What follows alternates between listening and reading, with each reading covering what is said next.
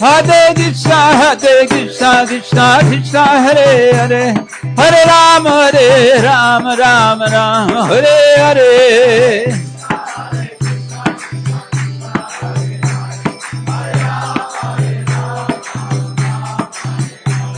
Haribo, Haribo, Haribo, Gaura Haribo.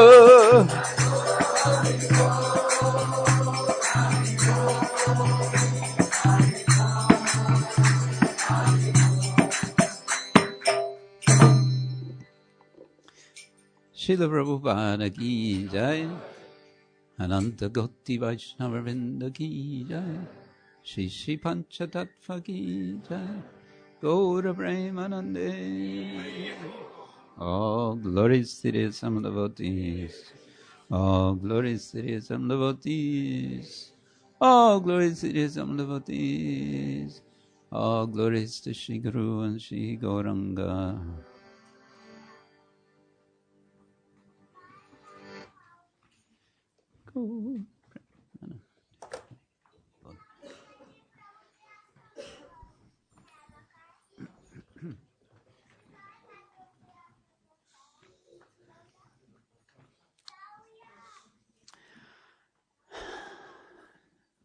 Nama Om Vishnupadaya Krishna Pristaya Bhutale Srimate Bhakti Vedanta Swami Niti Namine Namaste Saraswati Devi Gauravani Pracharine Nirvishesha Shunyavadi Paschatya Deshatarine Vanchakalpatarubhyascha kripa sindhubhya evacha patitanam pavanebhyo vaishnavebhyo namo namah.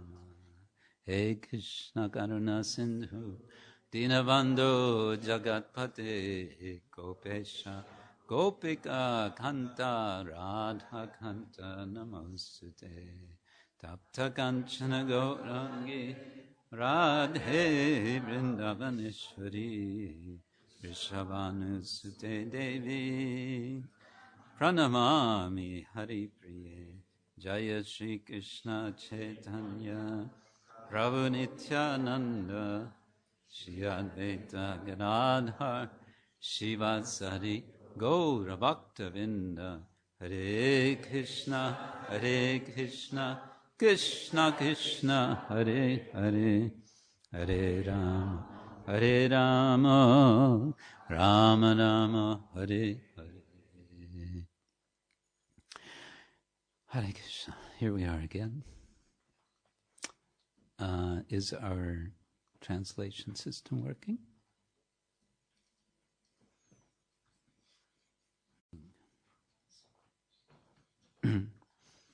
I once had a philosophy professor who said, the day is rapidly approaching of our final exam. And I dared to say, it's not approaching any faster than it was at the beginning of the term. And he agreed, fortunately. Still, it seems like time accelerates. I had some ideas of what to speak about today in relation to Lord Chaitanya, and then some other ideas came, have, let's say, prevailed upon me in the context of what I believe is going to immediately follow my little talk. But we will begin with Lord Chaitanya. We want to say something about Lord Chaitanya, and especially in relation to deities and temples. But before I do that, I think I will say something that I was planning to say. I have to say something that I was planning to say, otherwise I give up desire to plan anything, which might be a good idea. Anyway, I wanted to say something about which invariably, sooner or later, do not endure, whereas that of Shri Krishna and Srimati Radhika is ever enduring, not just enduring, it's expanding. It's expanding, it's getting better all the time.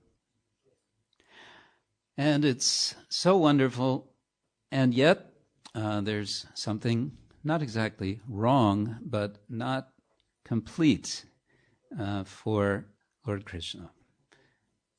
He feels something lacking, something missing. And what is that he feels lacking? He feels a lack of the experience that Srimati Radhika experiences. He wants to he wants to have that experience. He's always on the side of being Krishna. And that's fine, but it doesn't allow him to see what it's like to be on the side of Radha. And to do that, he wants to appear in the world as Krishna in the mood of Radha. And you may ask, well, why does he have to come to this world to do that? Why doesn't he just do it there in the spiritual world, right? Couldn't be that difficult. Everything is possible for the Lord. Yes, but there's something that's not in the spiritual world, and that is that here in the material world there are souls from Advaita Acharya. And Advaita Acharya is understood to be himself a form of the Lord. He is a form of Vishnu. He is identified as simultaneously Vishnu and a particular form of Shiva called Sada Shiva. It gets a little technical. And he's called Advaita Acharya. Acharya means teacher. Advaita means non-dual. But in the case of Advaita Acharya, it means one who is non-different from the Lord, being himself the Lord. That's the explanation Krishnadas gives. Advaita Acharya, being the way he is, he has a very soft heart. He has a kind of serious exterior most of the time, because he was a very respected Brahmin in Shantipur area, which is south of Navadvip. A highly respected Brahmin, but inside, in his heart, it's all mushy. It's all soft. And because his heart is so soft, he feels great concern. He feels really quite some distress.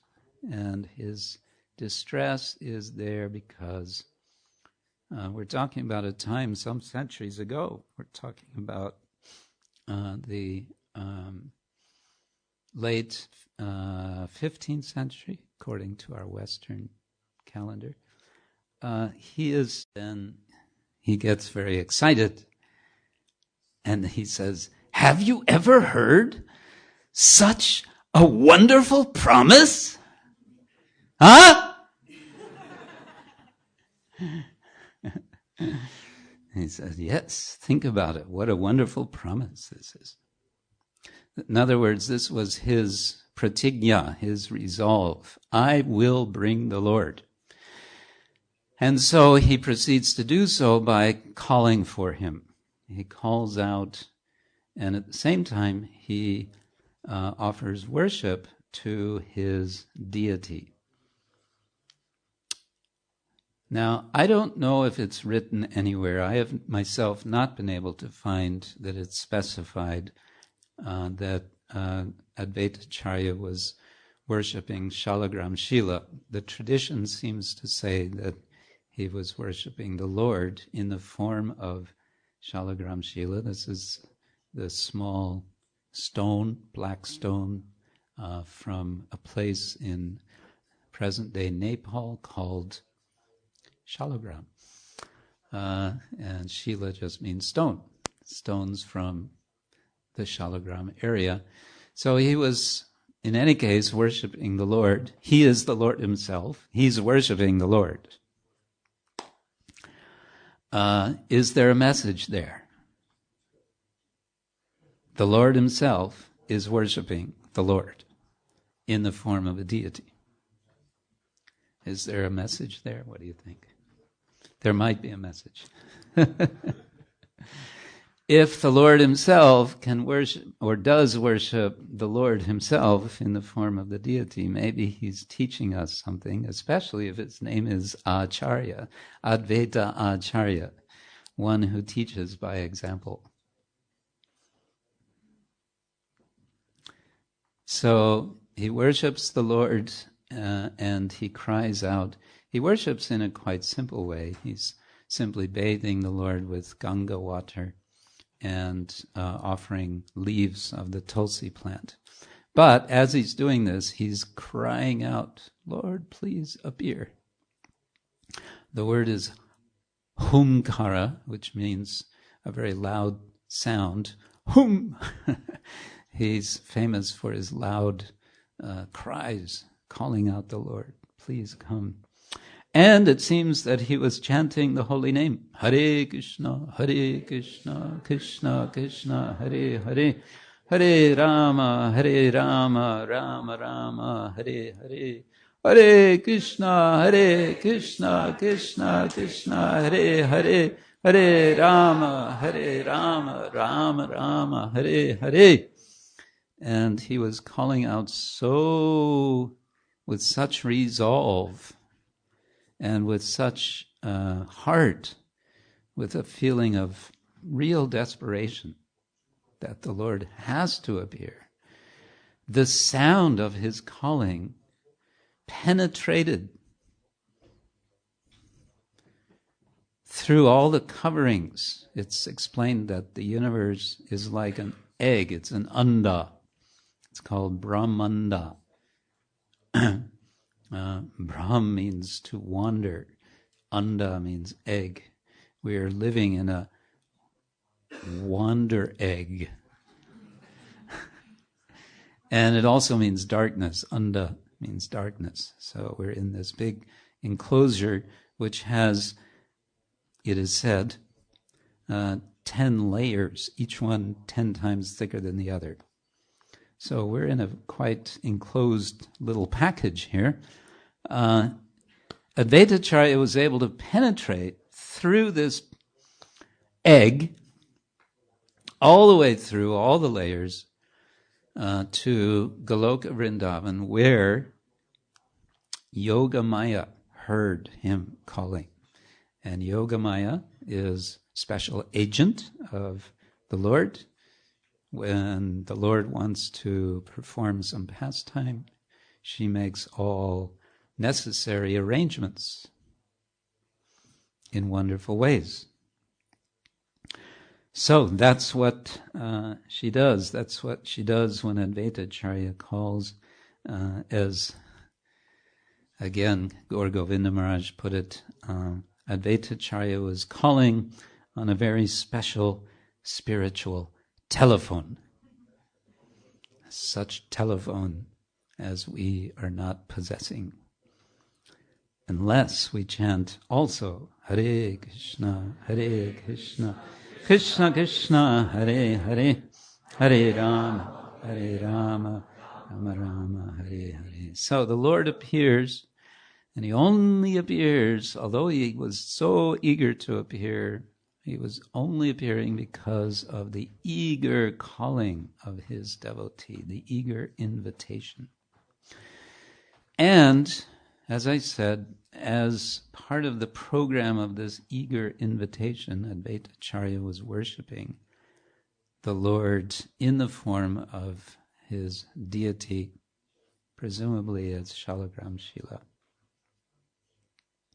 Which brings me to the subject of our next 7 minutes. Time flies. which is worship of the deity, form of the Lord. We were explaining a little bit to many of you who were here earlier. We have these two tracks in our tradition of chanting Hare Krishna and also worshiping the Lord in his deity form. And this tradition of worshiping the Lord in his deity form is very, very much established in India. And here in the West, we are a little bit edgy. We're a little uncomfortable with the idea of worship of the deity. And the reason we're uncomfortable is because we have, for the most part, Shanti. We've been brought up in a culture which says to worship an image of God is a big, big, big, big no-no. Not to be done. It is called idolatry. Latry means worship. And eidos, I think, means something inscribed. So not to worship anything which can be shaped or made into an image. Why?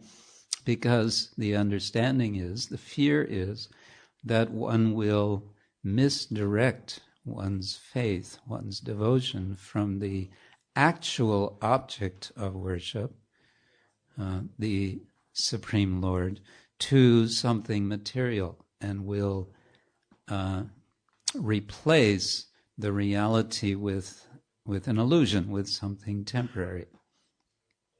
That danger is there. It's always there in this world, and some people would say, in a way, that's the history of the history of the world is between two parties: the iconophiles, those who like images, and the iconoclasts, those who want to destroy the worship of images. And there's a long history of this in many places. Well, in India in particular, also other areas in South Asia, Southeast Asia, really, if you look more closely, you find it most places in the world, it's been a practice that some sort of worship of divinity in physical image is there. And there's a philosophy behind that. There's a reason. There's a reasoned. There's lots of reasoning behind it. But to keep it simple, as again I was explaining a little before, since we have physical bodies with physical senses, to engage them in a spiritual way, the Lord very kindly makes arrangements. He makes himself visible, he makes himself present, and he accepts, as he says in Bhagavad Gita, patram pushpam palam toyam yome bhakta prayachati tadaham bhaktuparitam ashnami prayatatmana. If you offer me a leaf, a fruit, flower, water, for example, I'll accept it if you offer with devotion. The key word here is bhaktya, with bhakti, with devotion.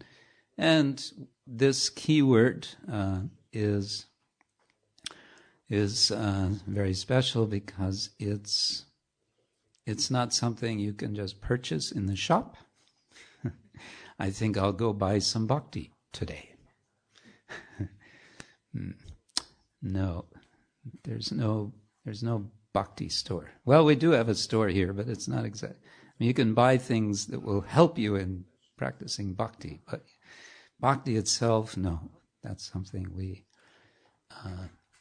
actually, the price, of course, is faith, and that's something that Bhaktivinoda Thakur has elaborately explained.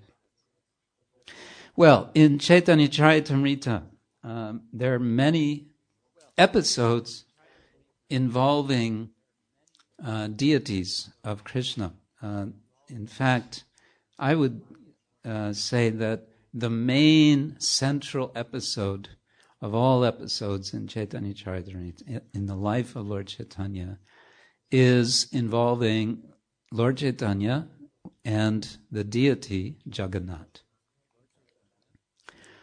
So we have the case of the Lord himself, again, worshiping the Lord.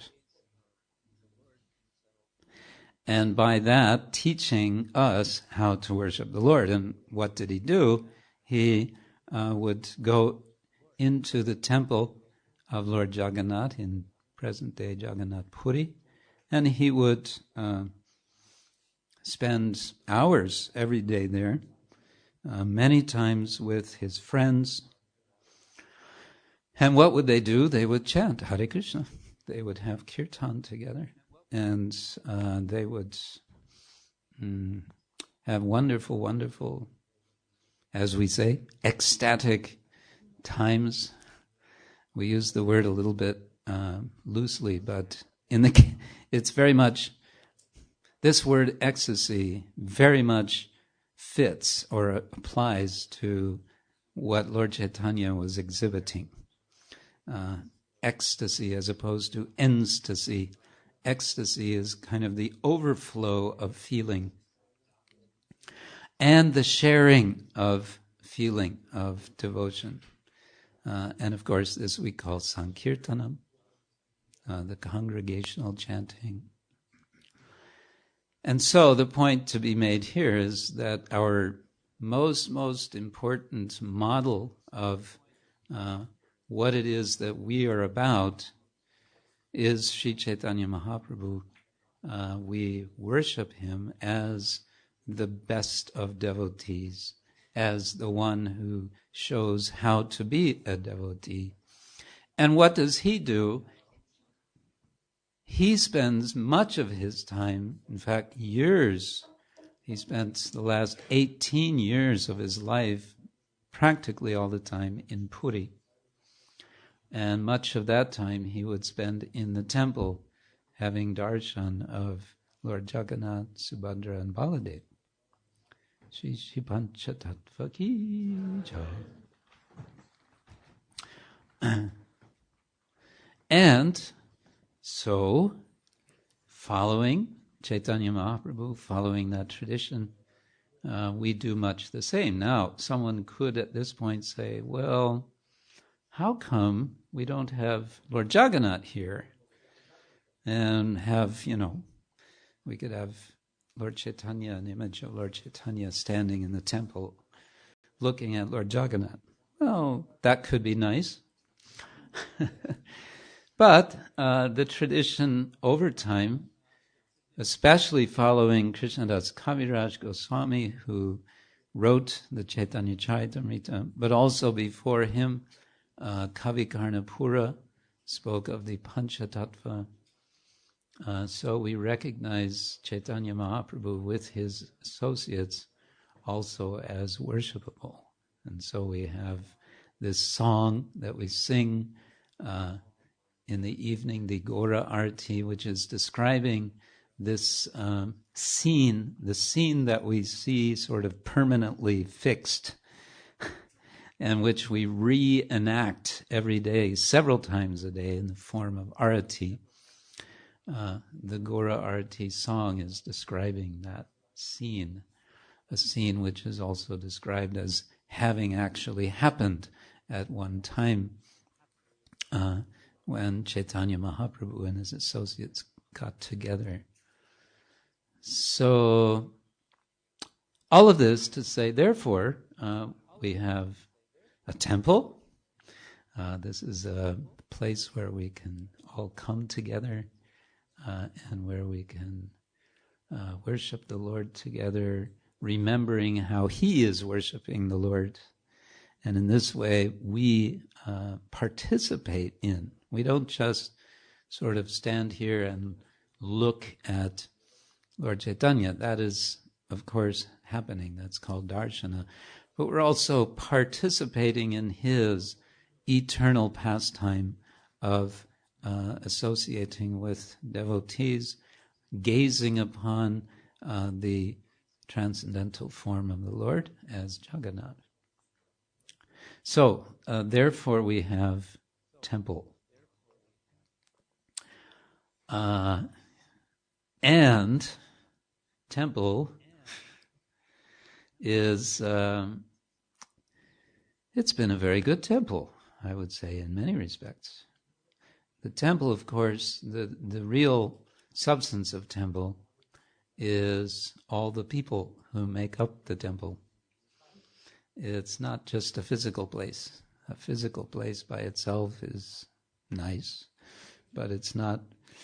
What really makes temple is temple community. Of course, what makes temple is Krishna's presence, Lord Chaitanya's presence, Panchatattva's presence. But the service to their lordships, that makes temple. And the cooperation, the spirit of cooperation, of, dare I say, collaboration in the positive sense. We're going to serve Krishna together. We're going to bring Krishna. We're going to keep Krishna. Actually, the spirit, the mood of the devotees is, by Krishna's grace, he has agreed to come. I say Krishna in the sort of generic sense, Chaitanya, Panchatattva. They have agreed to come, and they've agreed to stay. And the reason they've agreed to stay is because we all serve them. And they will agree to continue to stay if we agree to continue to worship them. And Srila Prabhupada told us quite early on when he was explaining about devotional service in general and about deity worship specifically, he said, it has to always increase.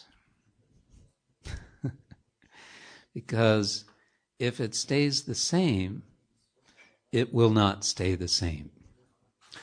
It will go down. It will decrease. There's no level, even-going program in bhakti yoga. It's always got to be on the incline. Otherwise, it tends to go down.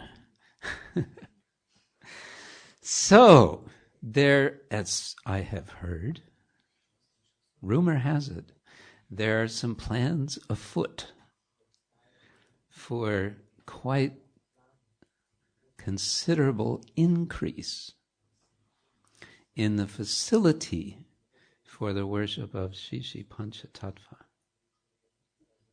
I don't know. Maybe it's just a rumor.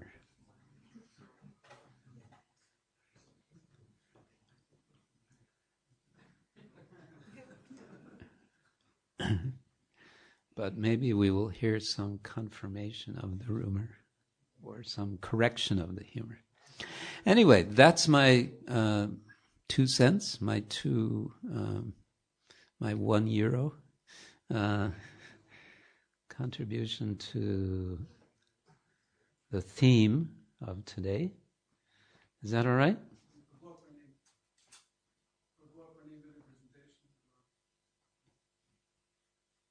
Oh, on Gaur Purnima is the presentation. Well, now you've got me a little confused. I understood I was supposed to talk about this today, but okay. Now I did that job. So on Gaur Purnima, I can talk about something else. Oh, I know. We'll talk about Lord Chaitanya. Hare Krishna. So, I think I'll end there then, unless someone has a burning question. Yeah.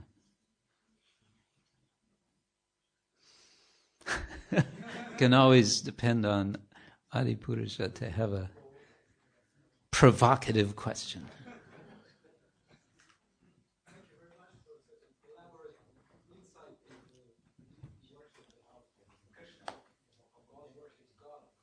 mentioned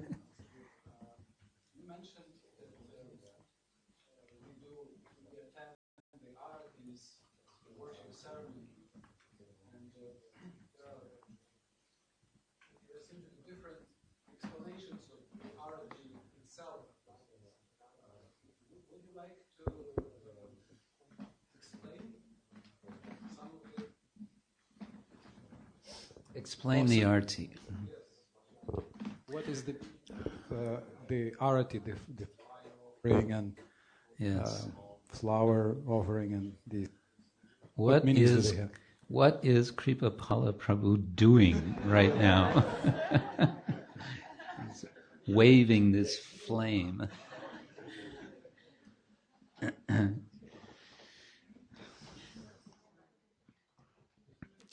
Yes, as you said, there are different explanations.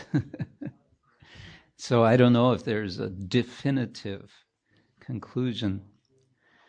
One explanation has to do with the notion of elements, that we have different elements. We, being in this world of the gross material elements, we want to gather these things and then offer them to the Lord as the best recipient of everything which is in His creation. Elements and also sense objects. So there's hearing, tasting, smelling, etc., and then the objects that we hear, taste, smell, and touch, and see. All of these are offered to the Lord with the idea that He's the original, He's the first, He's number one enjoyer.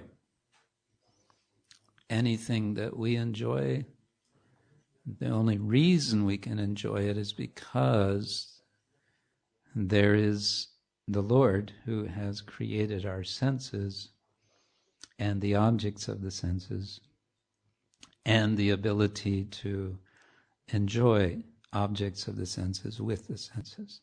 So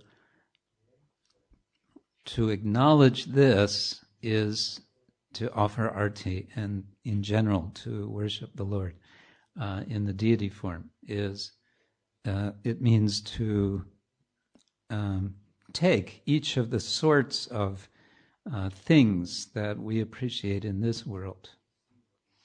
So, for example, perfume, or the scent of the incense, is very nice, and so we first offer that to Krishna. And then we have the lamp. Lamp is light. One explanation also of the light, the lamp, is that the waving of the lamp is a way to dispel any inauspiciousness from anything or anyone that you wave a lamp in front of. In other words, being in this inauspicious world, there are all sorts of inauspicious energies floating about and harassing us. So to wave a lamp is a way to get rid of these inauspiciousness, and simultaneously to attract auspiciousness, because a lamp, in particular, it's said that camphor is the most ideal kind of light. Burning camphor. Trouble with burning camphor is it makes everything else black. But ghee is also nice. It attracts because it's very nice, it's light. And so also when there's a lamp waving directed towards someone, then naturally we look, oh, who's being worshipped? Who's that? And so it's a way of calling attention of the world to the Lord. And similarly with the other items, there is offering of water, which is sometimes identified as argya, and argya means literally that which can be offered, and it in some ways embodies all offerings of good things. We, of course, thinking of water, can be reminded of our dependence on water, that we can't live for a moment without it. In these modern times, we may remember that there's an increasing scarcity of fresh water. Less than 3% of the Earth's surface or near the surface is fresh water, is available for drinking. And this is becoming increasingly a challenge for the human population and other populations of the world. So we offer water, and then we offer a cloth as a kind of, some say, like drying the Lord. It's more associated, I think, with dressing the Lord, or not dressing in the sense, oh, he's standing there naked until I offer this cloth, but more in the sense of an honorific cloth. You'll see this in South India at certain events. Some honored person will give a speech, and then after the speech they will come and they will give that person a new chadar to honor them. It's not that they need it, but they give it anyway, and it's a sign. It's a symbol of honor. Flowers are, if we think of symbols, flowers are symbols of well-being, of what's the word I want? Of growth, of fullness, of completeness. And of course, flowers are beautiful and they smell nice. So everything about flowers are nice. And what makes them especially nice is they can be offered to Krishna. A lot of stories are there about pastimes of Krishna, his friends, especially the gopi friends, making different arrangements for Krishna involving flowers. They go to a place called Kusuma Sarovara, the lake of flowers, in order to collect flowers to serve Krishna. So like that. And then finally we have Chamara and the peacock fan. These are both considered part of what's called Raja Seva, or kingly worship. It's a kind of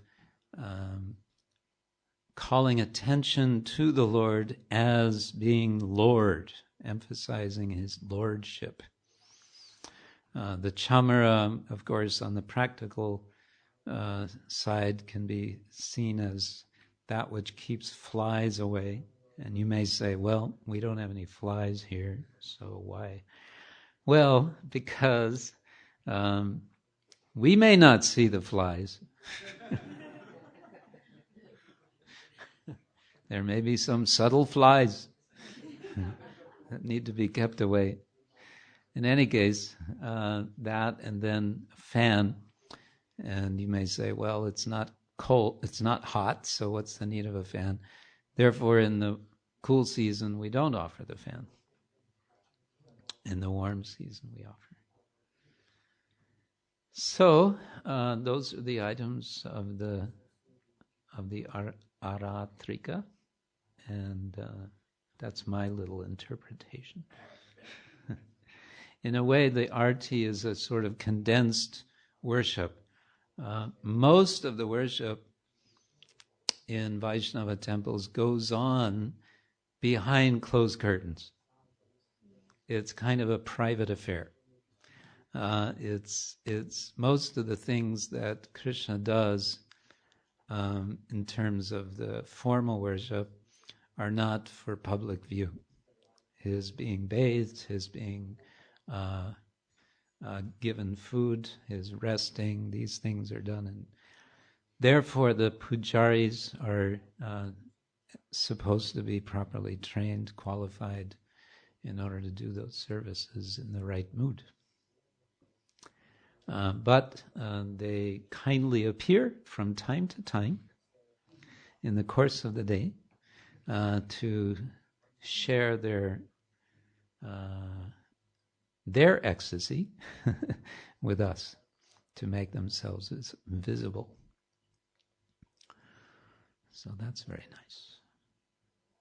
There's a temple in India, in Vrindavan, Banke Bihari temple, where they open the curtain, and just after the curtain's open, they close it again.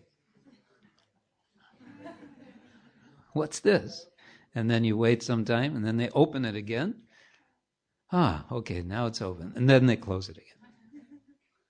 Why are they closing the temple? The curtain, they say it's because Banke Bihari, a form of Krishna, is very restless, and he tends to run away. So they're afraid that if they keep the curtain open too long, he might run away. And so they only give quick, it's like peekaboo.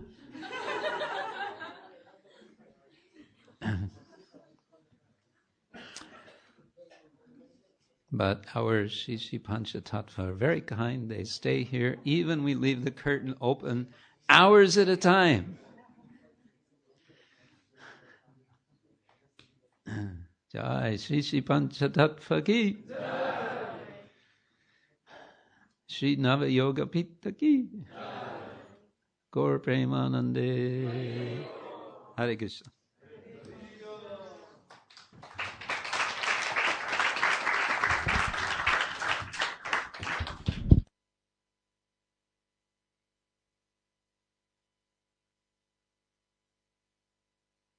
Krishna, njegova milost, Krishna Kshetra Prabhu ki, jai.